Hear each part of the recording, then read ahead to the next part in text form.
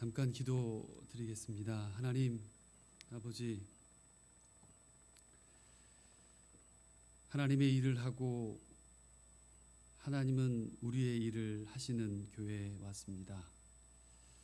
중광교회 또 함께한 우리 팔로우교회 주님 기억해 주시고 하나님께서 영광 받아 주시되 사람을 살리고 생명을 살리는 귀한 공동체로 세워 주시옵소서. 부족한 정원을 감춰 주시고 오직 주의 말씀만 남기를 소원합니다. 성령께서 함께 하시고 충만케 하시며 생명의 시간이 되게 하여 주시옵소서. 예수 그리스도의 이름으로 기도드립니다. 아멘. 오늘 이 자리로 인도해 주셔서 말씀을 전하게 하신 하나님께, 그리고 말씀 전할 기회를 주시고 그리스도의 사랑으로 환대해 주시고 격려해 주신 우리 이재현 목사님, 또 우리 사모님께, 또 장일 목사님 또 반갑고요. 또 우리 모든 충광교회 성도님들, 팔로우교회 성도님들께 만나뵙게 되어 기쁘고 감사드립니다. 저는 이 세상의 모든 부모님들을 존경하고 사랑합니다. 그런 의미에서 여기 계신 우리 부모님들 정말 수고 많으셨고요. 또 모든 상황과 환경을 떠나서 건강하시길 기도합니다. 우리 옆에 분의 부모이기도 하고 부모가 될 사람도 있긴 하겠지만 이렇게 한번 인사합시다. 존경하고 축복합니다. 인사할까요? 서로에게 시작. 존경하고 축복합니다. 부모님이 저의 이름을 이화정이라 지었습니다. 혹시 제가 여자인 걸로 너무 많이 하시는 이렇게 너무 어디 가보면 여자인 줄 알았다는 부분들이 참 많습니다. 학교 다닐 때부터 대학교 다닐 때도 제 이름을 부르면 한 번씩 꼭 교수님들이 쳐다봐서 확인하고 이렇게 지금 생각을 했던 그 상황이었고요.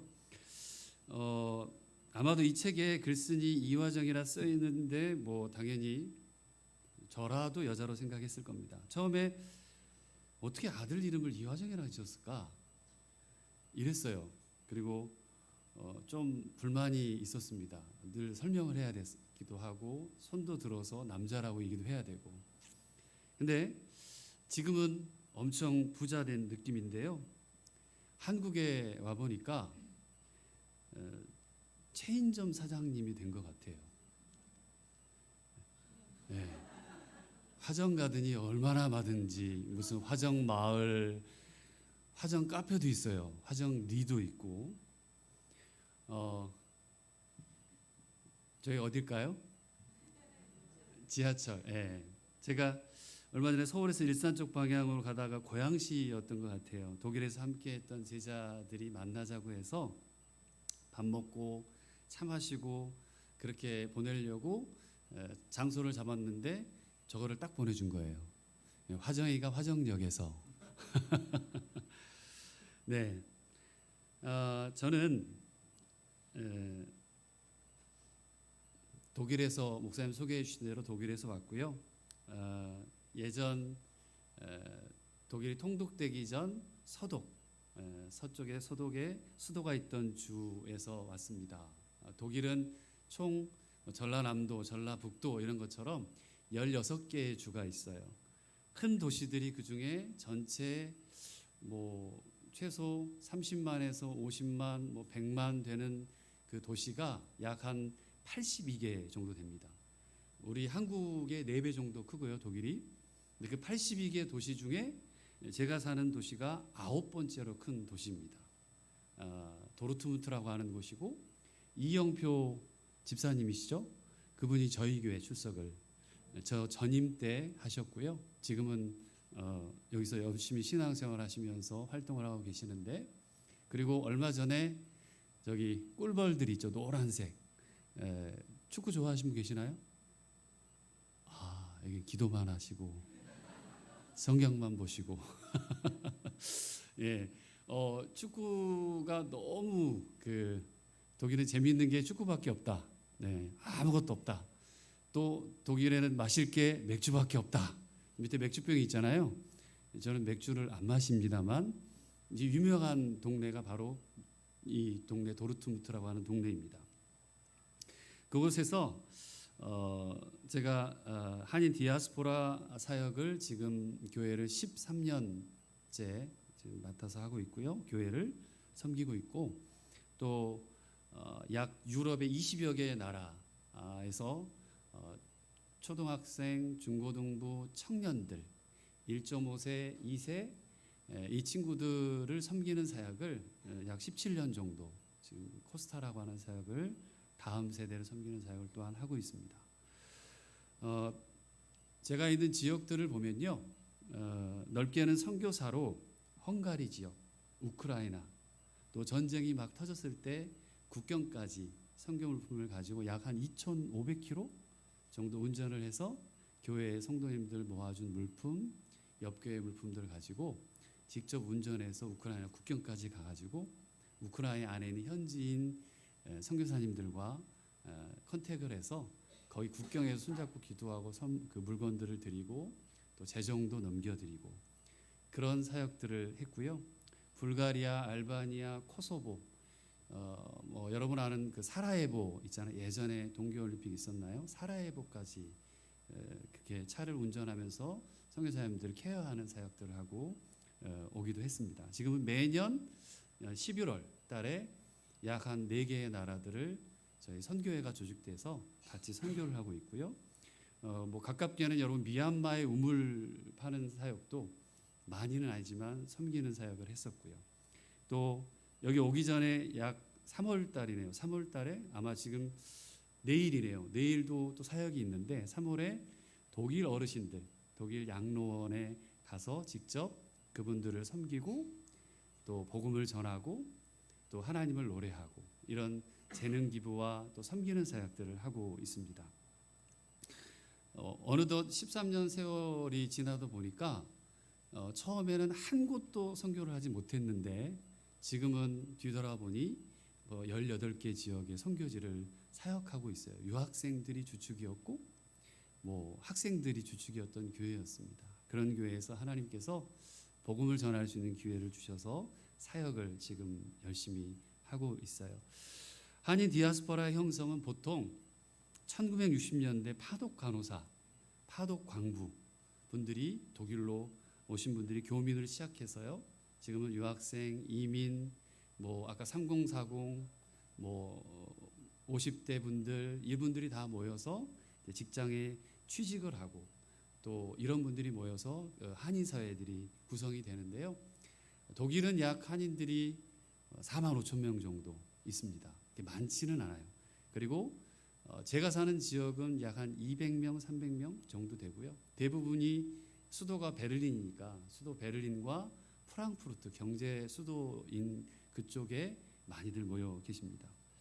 제가 하는 일들은 뭐 그 유학생들 상담하고 여러 가지 일들을 섬기고 돕고요.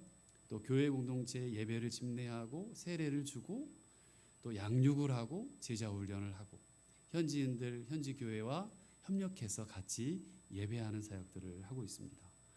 또 신학 공부도 또 기회를 주셔서 하게 됐습니다.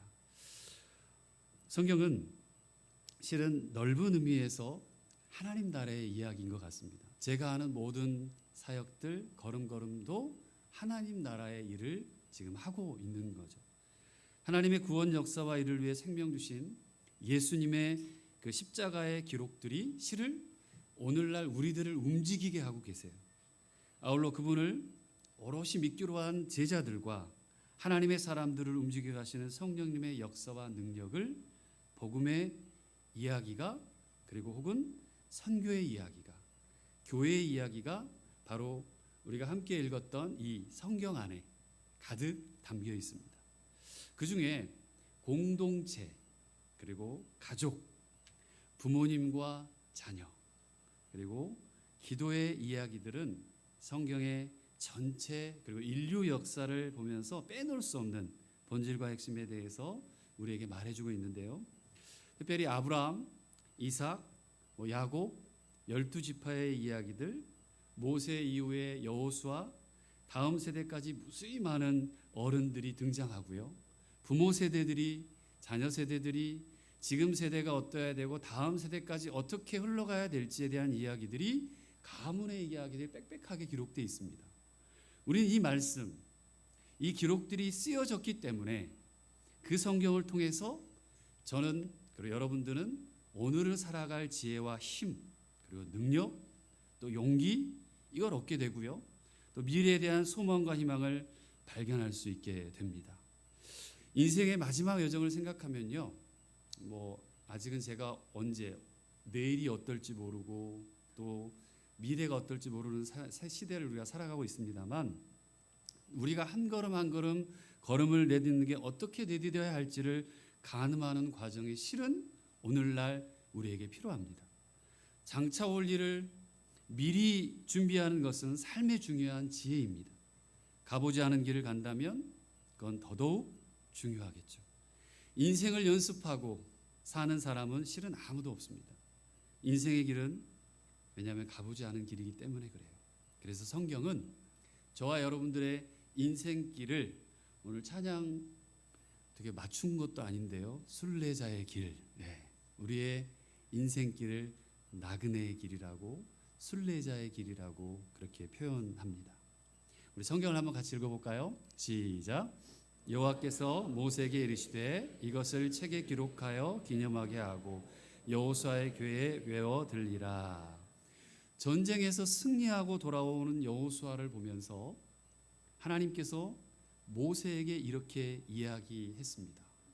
이렇게 이야기하신 이유는 하루하루가 매일매일 삶이 여러분 쉬울까요? 매일매일 삶이 어떠세요? 쉽습니까? 여기 몇 살이야? 10대 같은데? 몇 살? 중2 학년 애가 어른들은 눈만 멀뚱멀뚱 뜨고 계시는데 중2가 고마워 반응 액션 좋아 이렇게 저 중2도 쉽지가 않대 하루하루가. 어르신들 보기에 아유 네가 뭘 이런 생각하지만 중2 아니고 초등학생들도 물어보면 한숨부터 쉬는 애들이 많아요. 그리고 매일매일 해야 될 숙제에 공부에 이 애들도 엄청 힘들게 살아요. 저희 독일도 그래요. 하루하루 내 손에 승리를 위해 계획을 세우지 마라. 그렇게 하기보다는 기도로 살고 모세에게 하나님이 얘기하신 이유가 야 계획 세우지 마. 기도로 살아. 하나님의 힘을 의지하며 살아가도록 하고자 그렇게 말씀하셨어요. 그렇다고 여러분 계획 세우지 말란 말은 아니에요. 젊었을 때는 내 힘과 능력만 중요하게 보였어요. 근데 나이가 들수록 하나님의 그 능력과 지혜를 구하며 그분께 자주 이렇게 손을 들게 되었다면 인생의 광야를 잘 통과하는 중이라고 말할 수 있을 거예요. 한번 여러분 질문할게요. 여러분들은 지금 하나님께 자주 손을 들고 계십니까? 주로 속으로만 대답하시죠. 저는 하나님 앞에 손을 자주 들어요. 기브업. 하나님 저 아무것도 못하겠습니다. 하나님 하셔야 됩니다. 하나님 손에 있고 하나님이 저 붙잡아 주시지 않으면 내 삶도 내 인생도 우리 교회도 우리 가정도 저는 손을 들 수밖에 없는 인생을 살아왔어요. 이 모든 것이 실은 기록한 것, 성령의 감동으로 쓰여진 하나님의 말씀, 하나님의 은혜를 볼 수 있는 중요한 근거가 실은 우리가 읽은 이 성경에 기록되어 있기 때문에 오늘 우리에게까지 전달됐어요. 이게 기독교의 정말 값진 그 어느 것과 비교할 수 없는 한번 따라합시다. 유산. 이게 정말 중요한 유산이에요. 여러분에게도 유산이 있으시죠? 얼마 있는지 안 물어볼게요. 저에게도 신앙의 유산이 있고 모르겠어요. 가진 거는 그렇게 내세울 만한 유산은 없어요. 그러나 저에게도 유산이 있습니다. 저와 여러분들 이 땅의 그리스도인 그리고 교회가 과연 무엇을 기록하고 무엇을 남겨주고 무엇을 유산으로 흘려보낼까? 저는 많은 실제적인 고민과 기도를 하게 하셨습니다. 오늘 말씀의 한나 이야기가 그 중에 한 고민을 해결해 주는데요. 이 5월 오늘 어버이데이 또 연합예배 드리고 가정의 달이라고 하는 이 계절에 엄마의 기도 또는 아빠의 기도, 우리 부모가 자녀를 위해 어떻게 사는 것이 좋을지 알게 해주는 말씀이기에 실은 더욱 소중하게 다가오는 것 같아요. 성경에서요, 하나님께서 한 사람에게 대해서, 어떤 한 사람에 대해서 특별한 뜻을 갖고 계실 때에 그 선택된 한 사람의 탄생 이전에 많은 예비하심이 있다는 것을 알 수 있는데요. 아까 우리 권사님 손녀인가요? 손주인가요? 손녀가 태어나기까지 스토리가 있을까요? 없을까요? 많이 있으시겠죠. 기도 많이 하셨죠. 성경에도 어떤 한 인물이 태어나기 전, 선택된 사람의 탄생 이전에 아주 많은 예비하심이 있었다는 걸 알 수 있어요. 하나님의 특별한 뜻에 의해 태어나는 인물은 대부분 그 인물의 그 잉태부터 출산까지 고통스러운 상황이 펼쳐지거나 심상치 않은 일을 겪게 됩니다. 저는 오늘 세세한 내용을 다 말하지는 않겠습니다만, 그런데 오늘 성경을 읽으면서 이상한 부분이 제 눈에 들어왔어요. 고개가 그냥 이게 뭐지? 이게 왜 꼭 굳이 여기에? 사무엘서는 처음부터, 사무엘서 1장을 쭉 보면 처음부터 한 남자에게 아내가 둘이라는 슬프고 이상한 배경으로 시작합니다. 성경에 보통 부인이 있는데 또 두 번째, 세 번째 아내가 기록되어 있으면 많은 부분 자녀의 문제라고 생각하시면 될 거예요. 바로 한나의 삶의 배경이었습니다. 여러분, 질문 하나 드립니다. 자, 우리 오늘 아름답게 찬양해 주시고, 우리 여기 고난이 축복일까요? 두 분, 세 분 아멘 이렇게 뻐끔하셨어요. 다시 한번 질문할게요. 고난이 축복이에요? 당시 가장 암울하고 희망이 없고 각자 자기 소견대로 생활하고 하나님이 점점 사라지고 있는 이스라엘 시대에 마치 오늘날 코로나 이후와 코로나 이전과 이후, 그리고 또 오늘날 한국교회, 교회가 희망이 있다 없다 말들을 하고 희망을 잃어버리고 잊어버린 무언가가 실은 오늘날 자꾸만 우리를 괴롭히고 교회를 힘들고 어렵게 만드는 시대와 비슷한 건 아닌가 생각이 들었어요. 사무엘서의 한 여인의 고통 그리고 고난, 그 가운데 통곡하며 기도하게 하셨던 하나님, 서원 기도까지 하게 하신 하나님, 그 하나님께서 이 사무엘을 통해 사울과 다윗을 연결하고 나라와 민족을 살리는 그 놀라운 생명의 반전들만을 우리에게 이 기록된 성경을 통해 전해주고 있어요. 한 여인의 기도가 자신도 그리고 가문도 살렸지만 더 나아가서 나라와 민족을 살리는 역사까지 나아갔던 그 은혜가 바로 기도였고 하나님이 함께 하셨던 역사요 기록이었습니다. 하나님은 오늘 저와 여러분들에게 말씀하세요. 너에게도 이렇게 지금 내가 역사하고 있다. 우리 옆에 분에게 한번 이렇게 인사합시다. 하나님이 당신에게 역사하고 계세요. 시작. 하나님이 당신에게 역사하고 계십니다. 하나님께서 여러분의 가정을 통해 역사하시고 움직이고 계신다는 거예요. 누가 봐도 쉬운 상황이 아닌데도 불구하고 고난이 축복이라고, 성경은요 아이러니하게도 이 고난이 축복이다라고 하는 사상이 곳곳에 노출되어 있습니다. 여러분이 잘 아는 욥기서 대표적인 성경이 그렇고요. 겉으로 보기에는 죄에 대해 받는 벌같이 보여지는데 그렇지 않고 이해하기 어려웠지만 사실 축복이었던 귀한 이야기들이, 스토리들이 많이 있습니다. 세상에는요 참 어려운 사람들이 많은 것 같습니다. 상상할 수 없는 병마와 고통, 고난, 그리고 상황과 환경 속에서 하루하루 거반 죽을 것 같은 처지에 놓여 있는 가족들이 참 많습니다. 어찌 저리도 험악하게 세월을 살아와셨을까? 마치 야곱처럼.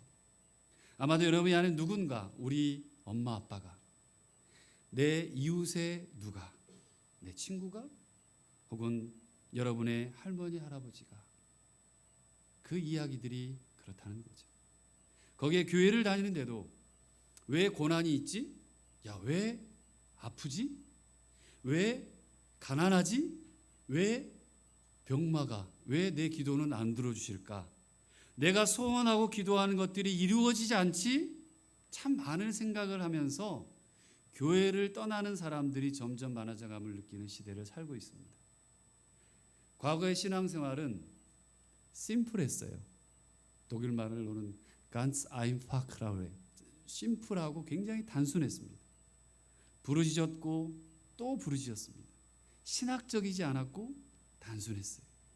그리고 간절했어요. 이것들을 잊고 잃어버렸다. 교회마다 실은 탄식하는 기도가 많았었어요. 여러분 성경에 보면, 제 딸은 아니고요. 얼마나 간절해 보입니까? 제게 무슨 고민이 있을까? 얼마나 간절할까요? 시편 107편에 보면 근심 중에 부르짖었고 환난 중에 부르짖었고 고통 중에 부르짖었다라고 성경이 얘기해요. 하나님은 어김없이 그 부르짖음에 응답해 주시는데 사망의 그늘에서 인도해 냈고 말씀을 보냈대요. 말씀을 보내어 고치고 위험한 지경에서 건져냈다. 그리고 인간의 힘으로는 도저히 어떻게 할 수 없는 자연재해와 같은, 우리 인생에 그런 게 너무 많잖아요. 우리 인간의 방법으로 할 수 없는 일들이 너무 많죠. 광풍을 고요하게 하시고 물결도 잔잔하게 하시는 분이 우리 하나님이셨는데 지금은 어떻지?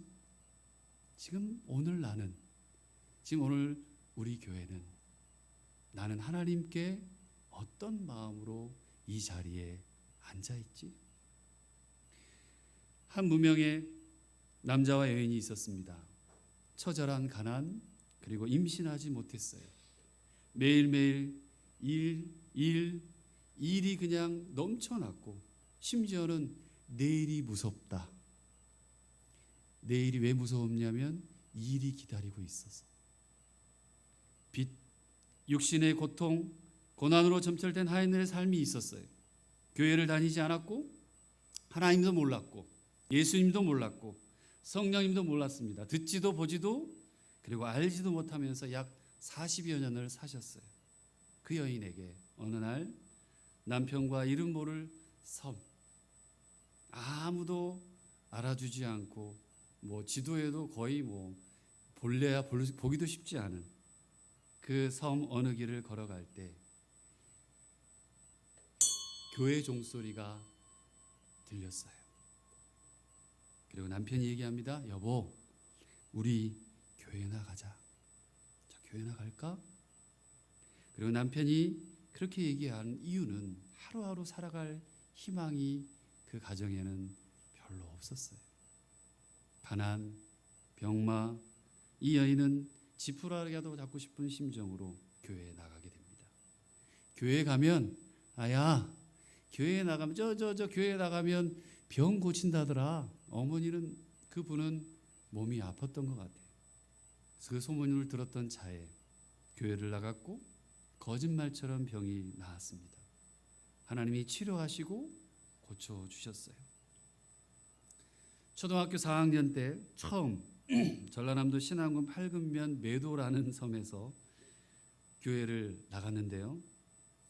여러분 옆에 저희가 천사대교가 나 있고요. 퍼플 섬을 지나가는 중간섬이에요. 근데 그 섬 중에서 또 섬, 그리고 옆에 징검다리가 보이시죠? 돌. 예, 저기를 밀물 때만 나갈 수 있었어요. 약 400m 섬에서 또 섬으로 나가려면 저 길을 걸으면서 제 기억에 교회를 따라다녔습니다. 새벽에 1시간, 1시간 반, 비가 오나 눈이 오나 바람이 부나 수요 예배든 새벽 기도회든 철야이든 교회를 나가면서 주일은 뭐 당연히 그렇게 교회를 다니기 시작했어요. 어머니가 입버릇처럼 한 번씩 하시던 말씀이 있으셨습니다. 아들아, 내가 죽으면 꼭 엄마가 쓴 일기장 읽어보거라. 아이고 아무도 내 속 몰라야. 제가 사투리가 좀 서툴죠. 전라도 맞는지 모르겠어요. 저도 전라도 사람입니다만 제가 한 번도 엄마 일기장을 보지 못했어요. 독일에 있으면서 거의 매일 아침 어머니께 문화 인사 전화를 드렸습니다. 2021년 초였어요. 코로나가 한창이던 때였습니다. 연애와 똑같이 전화 통화 중이었습니다. 엄마가 평소 안 하던 이야기를 시작했어요. 그때까지만 해도 초기 경도 인지 장애가 있으셨는데 엄마가 엉뚱한 소리를 하시나 싶었어요. 하정아, 내가 너를 저기 서울 성북구 보문동 다리 밑에 버리려고 하던 아이를 달라고 데려왔어요. 그래도 엄마랑 아빠는 너를 친자식 이상으로 생각하고 키웠어야. 이런 말씀을 하시는 거예요. 뭐 어디가 붙어 있는지도 몰랐어요. 저는 저기에 붙어 있더라고요. 70년대니까요. 보문동에서 죽었을, 요약하면 그거예요. 거기서 죽었을 아이였는데 엄마가 저를 살리셔서 아들 삼아주셨다는 거를 나이 50이 다 돼서 처음 들었어요. 한동안 전화를 끊고 멍하니 소파에 앉아서 있다가 떨리는 마음으로 아내를 불렀습니다. 여보 잠깐만 와봐봐. 다행히 애들은 없었어요. 다 나가고. 아내 오라고 그러고. 여보 한참 숨을 고르고 심장은 막 뛰는데 내가 엄마 아들이 아니라네? 아내가 잠깐 머뭇하더니 그래서 뭐? 그래도 엄마는 엄마지. 지 얘기 아니라고. 근데 마음이 평안해졌어요. 이제 심장도 좀 뛰는 것도 천천히 머뭇거려지고 아내가 얘기해 준 그 한마디가 마음에 평안함이 좀 있었습니다. 한동안 전화를 끊고 멍하니 소파에 앉아서 또 아내와 이야기를 나누고 추스리고 있었지만 자꾸 이게 생각이 안 하려고 해도 생각이 이렇게 그 기억의 단편들이 떠오르는 거예요. 아 이래서 저래서 상황이 이랬나? 뭐 여러 가지 생각들이 갑자기 필름이 샥 지나가는 거예요. 영화의 한 장면처럼. 하늘길이 제한되고 막혀있던 2021년 5월이었습니다. 요양병원에 있던 어머니가 사고를 당하셨어요. 그리고 수술을 해야 된다고 연락이 왔어요. 너무 통증이 심해서 보호자가 저 달랑 무녀 동남이었으니까 혼자였으니까 들어오셔야 된다고, 큰 병원을 데리고 가야 된다고. 근데 코로나였기 때문에 굉장히 쉽지 않은 상황이었어요. 근데 다행히 잠깐 풀릴 때가 있었어요.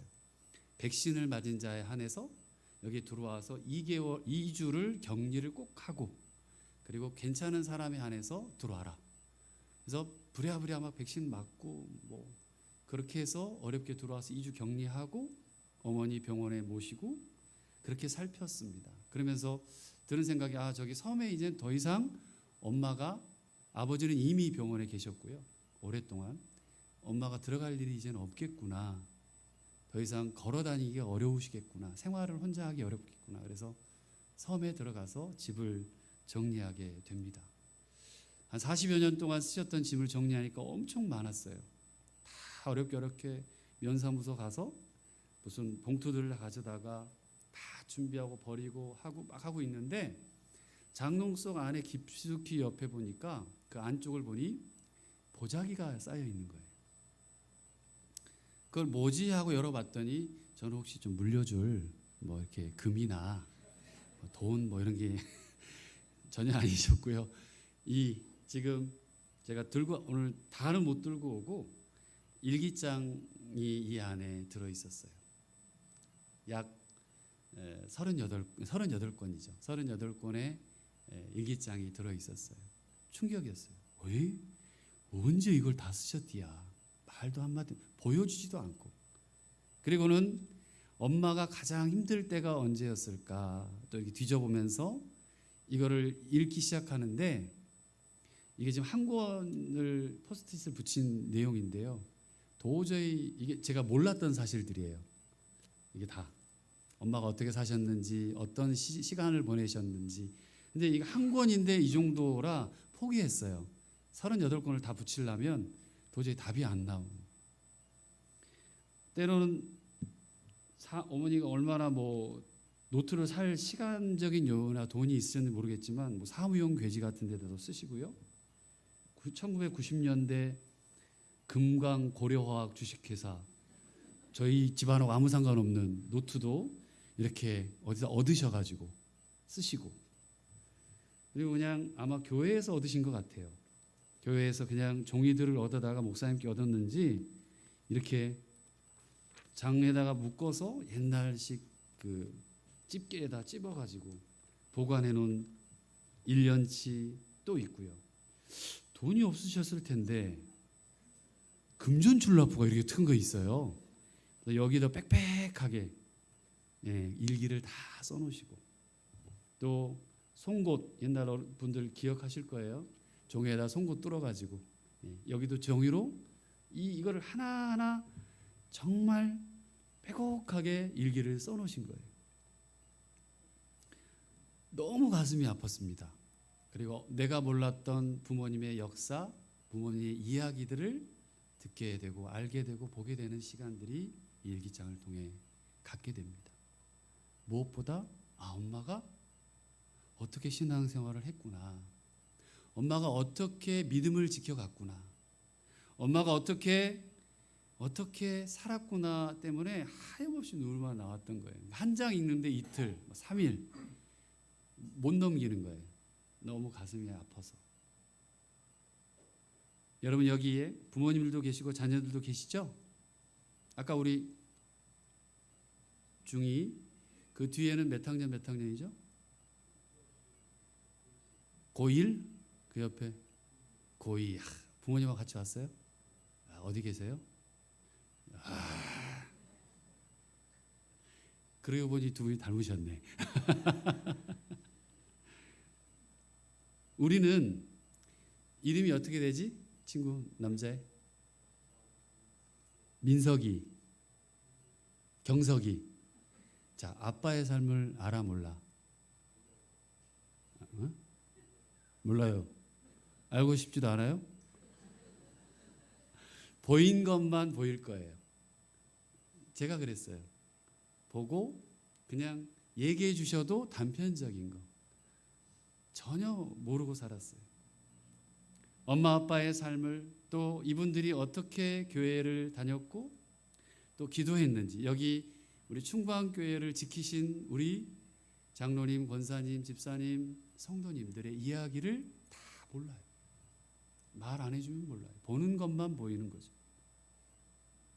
근데 이 기록, 이 일기장이 등장하고부턴 제가 가졌던 부모님 그 상이죠. 인생, 신앙에 관한 부분까지 모든 것들의 충격과 패러다임 쉬프트라고 그러잖아요. 생각의 전환이 일어났습니다. 나는 이 시기에 뭐 했지? 몇 년도 몇 월 몇 나는 이랬는데 엄마 아빠는 어떻게 사셨나? 비교가 됐어요. 나는 지금까지 뭘 하며 지냈단 말인가? 그리고 무엇이 이 안에 가득 기록되어 있을까? 그리고 제 출생의 기록도 그 안에 들어 있더라고요. 나는 다리 밑 개천에 버려져 죽을 수밖에 없는 인생이었는데 나를 낳아준 부모님은 사정이 있었는지 나를 버렸는데 우리 엄마는 나를 살려주고 먹이고 입히고 죽을 힘을 다해 뒷바라지 해주셨구나. 그리고 나에게 세상 그 어떤 것보다 소중한 하나님과 예수님을 유산으로 물려주고 하나님을 아바 아버지라 부를 수 있도록 해 주셨습니다. 성경에 한나의 기도와 마치 많이 닮아 있었어요. 부모님들은요, 참 놀라우신 분들이세요. 하지만 이름 없이 잊혀진 부모님들이, 우리 어른들이 너무 많습니다. 그분들의 이야기를 하고 싶었어요. 어머니를 발견하고 아버지를 발견했으면 좋겠다. 우리 이 시대에 하나님의 교회, 모든 교회 곳곳마다 정말 기도하고 또 신앙의 유산을 물려주는 우리 지금 세대 분들을 발견했으면 좋겠다. 우리 부모님들을 다시 한번 찾자.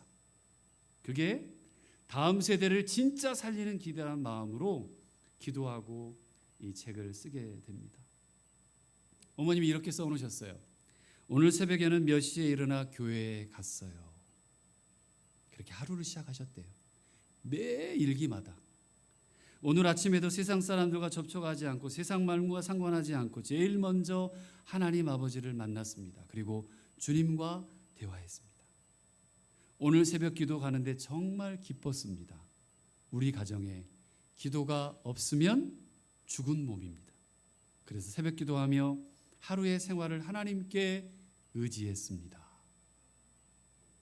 아무리 바쁘게 일을 해도 우리 하나님께서 함께 하시면 무슨 일이든지 할 수 있으리라 믿습니다.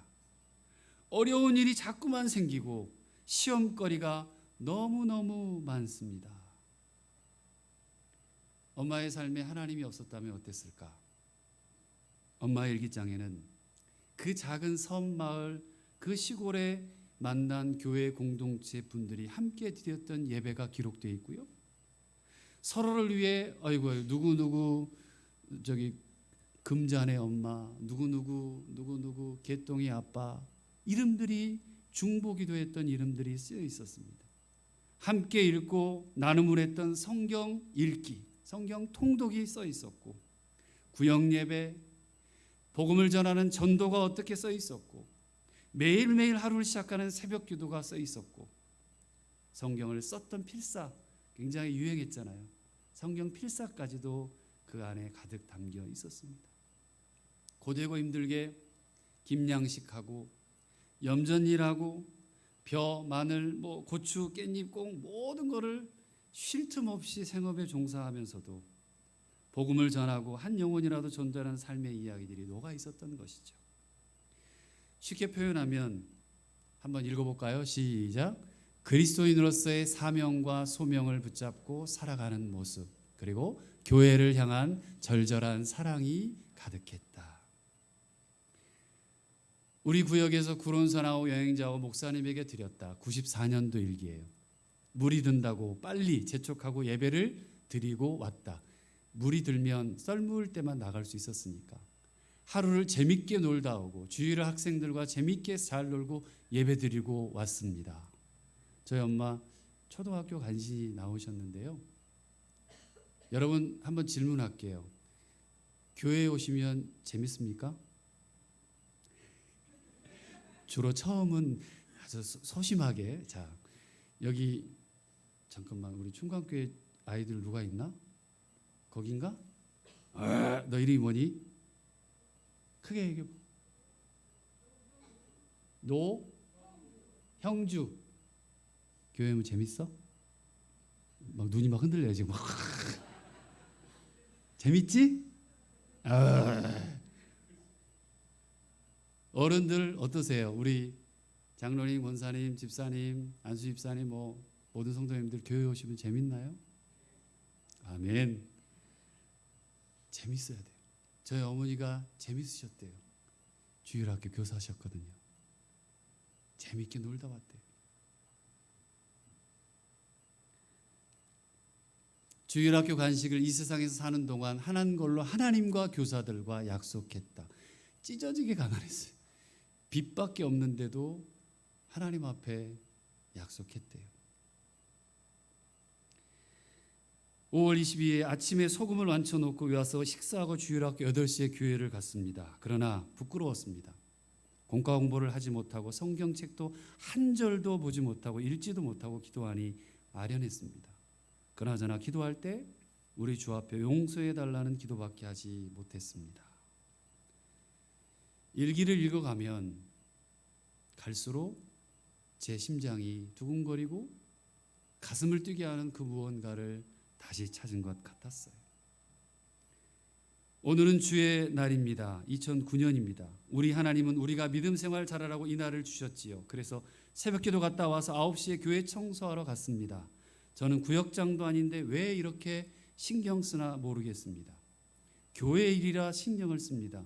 몸이 좋지 않아 농사일도 제대로 못하는데 교회 일은 신경이 써집니다. 하루라도 1시간이라도 주님의 일을 하고 싶어요. 어머니가 후천성 지체장애를 당하고 난 이유입니다. 96년에 택시가 어머니를 들여받아서 어머니가 다리가 한쪽이 거의 걸음을 걷기가 힘드셨어요. 2009년이니까 꽤 오래 전이죠. 그 다리를 끌면서도 교회를 하려고 신경 쓰며 갔대요. 아침에 교회 가기 위해 얼마나 애를 썼는지 몰라요. 교회를 못 가면 죽을 것 같아요. 오전 예배 드리고 오후 예배 드리고 원래에도 참석하고 들어왔어요. 어머니는 몸이 아파도 끝내 계속해서 복음을 전하는 일도 놓지 않으셨습니다. 우리 마을에 한 5, 60명 사는 마을이에요. 아픈 사람이 너무 많아요. 저의 손길이 예수님의 손길로 통하여 고침받고 교회로 나올 수 있게 해주세요. 우리 마을 사랑하는 형제들, 불쌍한 영혼들이 예수 믿고 구원받게 해주세요. 병이 계속해서 끊이지 않습니다. 사고를 당했습니다. 고통을 겪으면서도 원망하기보다 오히려 같은 마을에 사는 저 영혼, 여기도 무슨 동이 정웅동, 이 동 사람들을 쉽게 표현하면 생각하면서 자기도 힘들지만 복음을 전하려고 일기에 보니까 아무리 핍박을 받아도 기뻐요. 하나님 10번이고 20번이고 찾아가요. 그걸 써놓으셨어요. 제가 그걸 보면서 충격받았어요. 아, 엄마는 이렇게 사셨네. 우리 아버지는 이런 삶을 사셨구나. 결국 온 마을 사람들을 다 전도하셨어요. 저는 애들 전도해서 애들 1시간 반 물 빠져서 데리고 나가 교회를 다니고 한 마을이 복음을 다 받아들이게 됩니다. 이 마음이다. 이 태도가 많이 사라져 버렸구나. 어디에다 빼앗겨 버렸을까? 우린 하나님의 교회를 가기 위해 얼마나 애쓰고 있지? 교회를 못 가면 죽을 것 같은지. 여러분 어떠세요? 교회 한 주 못 나가면 죽을 것 같으세요? 속으로만 대답하고 계시죠? 그러셨어요. 우리 신앙의 선배들은 한 주만 교회를 안 나가도 죽을 것 같았대요. 누굴 탓하려고 질문하는 게 아닙니다. 지금 목사이자 선교사인 나를 돌아보게 하는 내용이었습니다. 오늘날 좋은 의미에서 교회를 신경 쓰고 교회에서 무언가를 애쓰는 모습들이 그리운 시대입니다. 지금 우리들의 삶 속에서 교회가 신경 쓰여지고 성도가 성도들이 신경 쓰여지고 장로님이 신경 쓰여지고 권사님이 신경 쓰여지고 아유 우리 권사님, 우리 장로님, 우리 안수 집사님, 우리 성도, 우리 청년 누구, 우리 아이 누구, 우리 목사님이 신경 쓰여서 사는 시대인지 생각하게 해 주셨어요. 엄마의 일기가, 그 기도가 하늘에 닿으면 어떤 일이 일어나는지에 관한 내용이 이 책에 기록되어 있습니다. 우리네 부모들이, 어른들이 그 기도가 하늘에 닿으면 어떤 일이 일어나는지를 보여주는 삶이 그리운 시대입니다. 그 기도가 흘러 여기 우리 아이들과 함께 예배합니다. 우리 온 세대가 함께 예배를 드리는데 이 자녀들에게 지금 세대가 다음 세대에게 전해지도록 하는 것만큼 귀한 유산이 있을까요? 작은 바람이 있습니다. 여러분, 성경이 쓰여져서 기록되어 우리 가운데 다가왔습니다. 여러분 꼭 한번 남겨보십시오. 기도하며 전달해 보시기 바랍니다. 믿음의 기도가.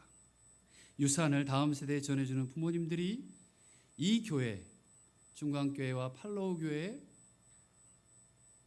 우리 믿음의 지금 세대 어른들이 무엇을 남겨줄 것인가? 우리 한번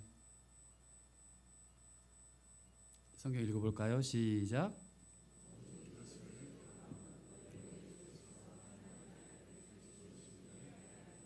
또 너희로 믿고 그 이름을 힘입어 생명을 얻게 하려 함이라. 아멘. 저희 부모님은 집과 땅과 돈과 명예는 못 주셨지만, 주고 싶으셨을 거예요. 못 주셨지만 생명과 삶을 유산으로 주셨고, 부모님은 온몸으로 세상의 가치 기준을 맞아가면서 피한 게 아닙니다. 다 맞았어요.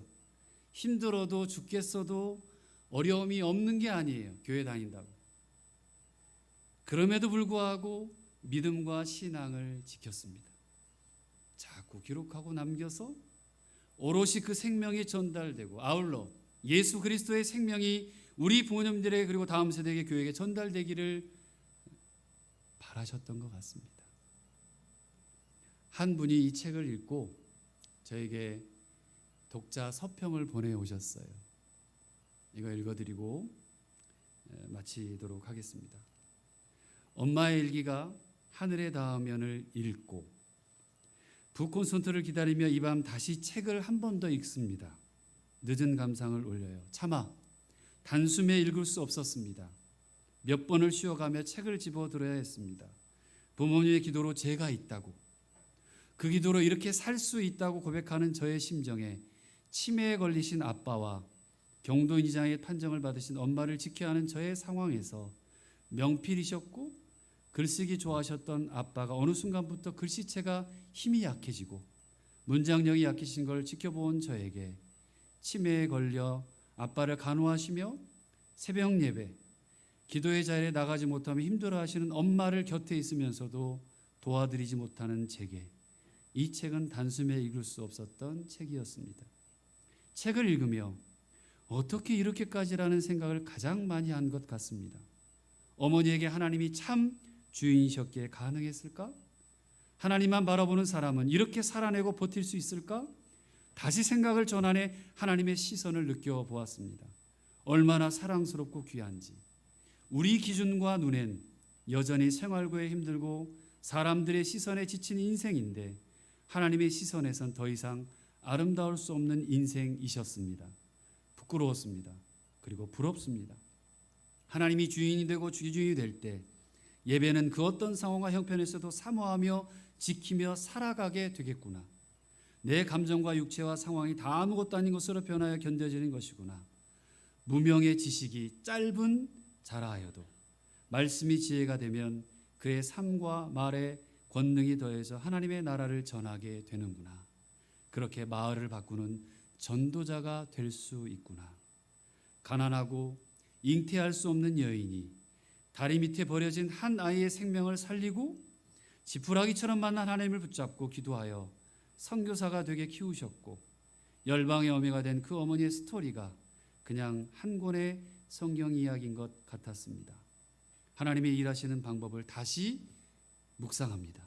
보잘것없고 천대받는 자일지라도 성실하고 우직하게 오직 하나님 한 분만을 주인 삼고 살아가기를, 딸로, 아내로, 부모로 살아가며 다 보여줄 수 없고 전달할 수 없는 나와 하나님과의 은밀한 스토리들을 기록하는 것이 천마디 잔소리보다 큰 유산이 됨을 느낍니다. 멋지고 화려한 문장이 아닌 담백하고 진솔한 한누마디로 성실히 유산을 남기는 자가 되었으면 좋겠습니다.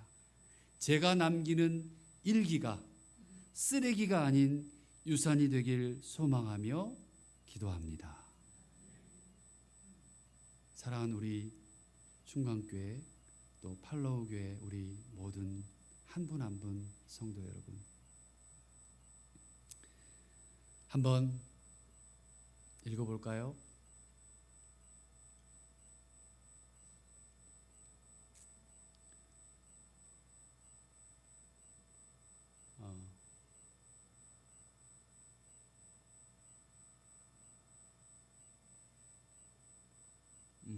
한번 따라합시다.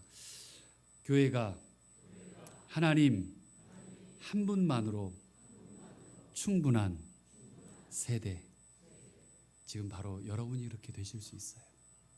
하나님 한 분만으로 지금 세대, 다음 세대가 충분한 이 땅의 교회. 그걸 위해서 꼭 쓰시고 남기고 기록해 보시길 바라요. 저는 여기 계신 분들이 살리는 글쓰기를 하셨으면 좋겠습니다.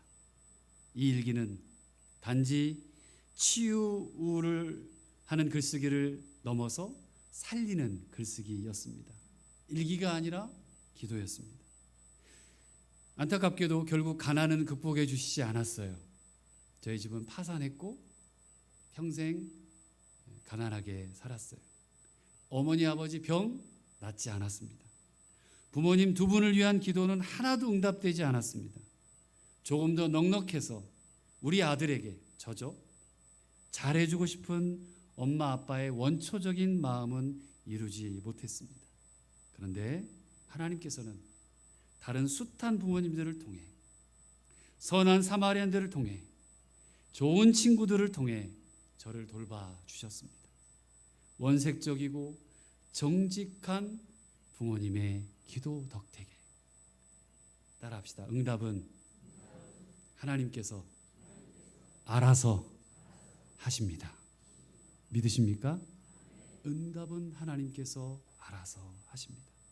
지금 이 시대에 우리 부모님들이, 교회 어른들이 한나의 기도를 배워 하나님 앞에 통곡하고 기도해 주시고 오래 기도하시고 간절히 기도하고 서원하며 기도하시고 모든 염려를 다 맡기는 기도를 할 때 여러분의 언어와 여러분의 삶과 신앙을 기도로 쓰면서 남기실 때 다음 세대 우리 아이들에게 큰 믿음의 유산이 흘러갈 것입니다.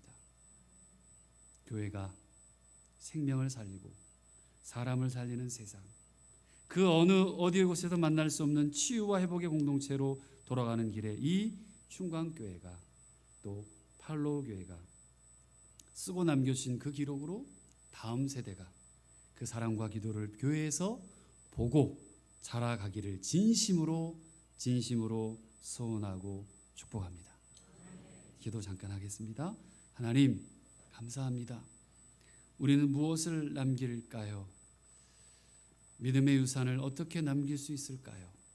지금 세대가 우리 이 땅의 수많은 교회 어른들이 믿음의 유산을 쓰고 그리고 남길 수 있도록 결단케 하시고 하나님 한 분만으로 충분한 세대로 하나님 한 분만을 물려줄 수 있는 그 다른 그 어떤 것도 세상의 프로그램도 MG도 AI도 챗GPT도 할 수 없는 그 어떤 것도 줄 수 없는 하나님 한 분만이 우리들의 인생에 다음 세대 인생에 남을 수 있도록 주님 은혜를 베풀어 주시옵소서.